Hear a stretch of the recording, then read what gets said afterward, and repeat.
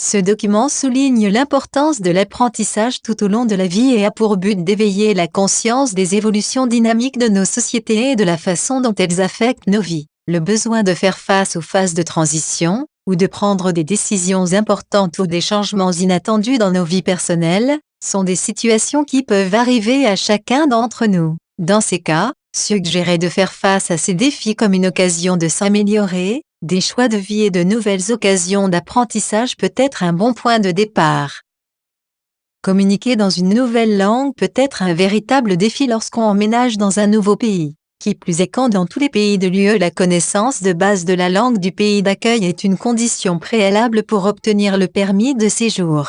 Certains centres d'éducation des adultes, publics ou privés, proposent des formations et des certifications ciblées. Dans certains cas, des services d'orientation et de conseil pour la formation continue sont également inclus. Les services de conseil et d'orientation sont presque tous orientés vers la recherche d'emploi, le développement ou l'amélioration des conditions ou du statut professionnel.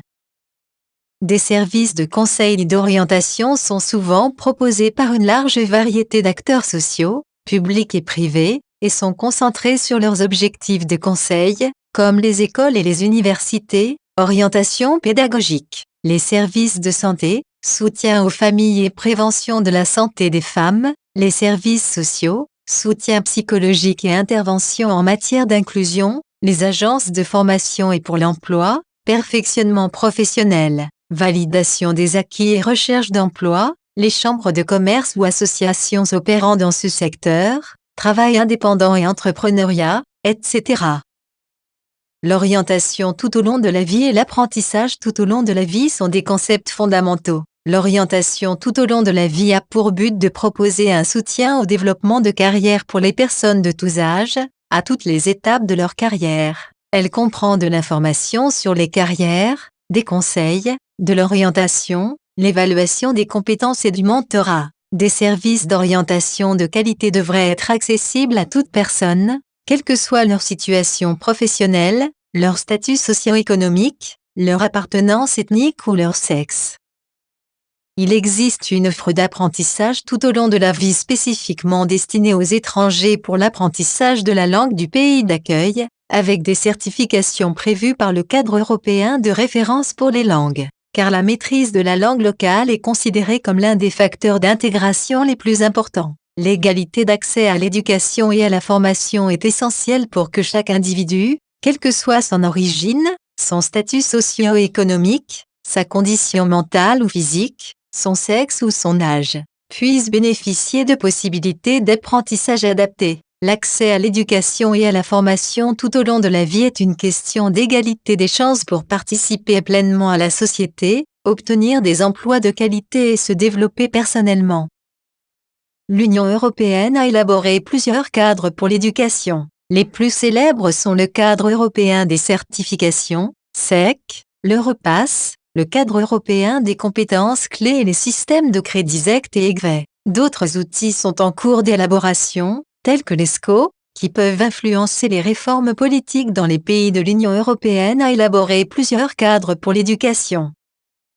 Un autre sujet important est celui de la validation des acquis, particulièrement importante pour l'acquisition de qualifications professionnelles. Les mécanismes de validation de l'apprentissage non formel et informel contribuent à lutter contre le chômage et à assurer une meilleure adéquation entre les emplois et les compétences en reconnaissant ceux acquis en dehors du système éducatif formel. La validation de l'apprentissage non formel et informel propose également des possibilités de seconde chance, améliore l'accès à l'éducation et renforce la motivation à apprendre. Elle contribue à l'inclusion sociale, au développement personnel, à l'autonomisation et à l'employabilité.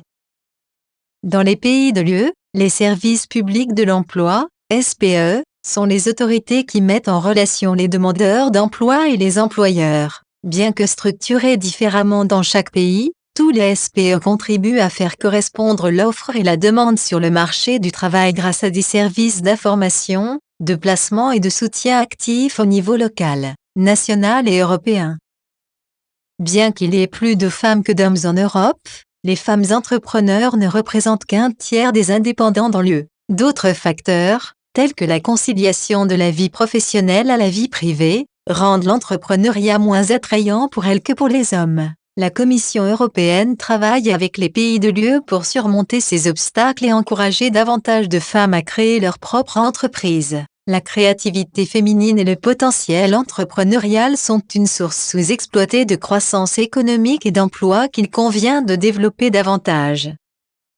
Après cet aperçu rapide des services d'orientation, d'apprentissage tout au long de la vie et d'emploi, commencez votre exercice d'évaluation en écrivant sur la grille du projet de vie les institutions que vous avez rencontrées pendant votre séjour dans le nouveau pays et par lesquelles vous avez eu accès aux services d'orientation, de formation et autres services d'accompagnement. Nommez-les et précisez les impacts efficaces de ces expériences sur votre vie personnelle, ce que vous avez appris, si et comment vous l'avez appliqué, ce qui n'allait pas ou n'était pas approprié à vos valeurs. Ensuite, échangez avec votre groupe les grilles d'évaluation, expliquez vos scores et résumez les résultats dans la matrice d'évaluation. Pour chaque type de service, vous obtiendrez une cartographie qualitative de l'offre d'orientation et de formation dans votre contexte local. La dernière tâche consiste à lister les propositions d'amélioration que le groupe souhaite mettre en avant et à produire un texte commun de recommandations à adresser aux décideurs intéressés. Identifiez les destinataires de vos demandes et les envoyer. Il serait intéressant de connaître les commentaires que vous allez recevoir.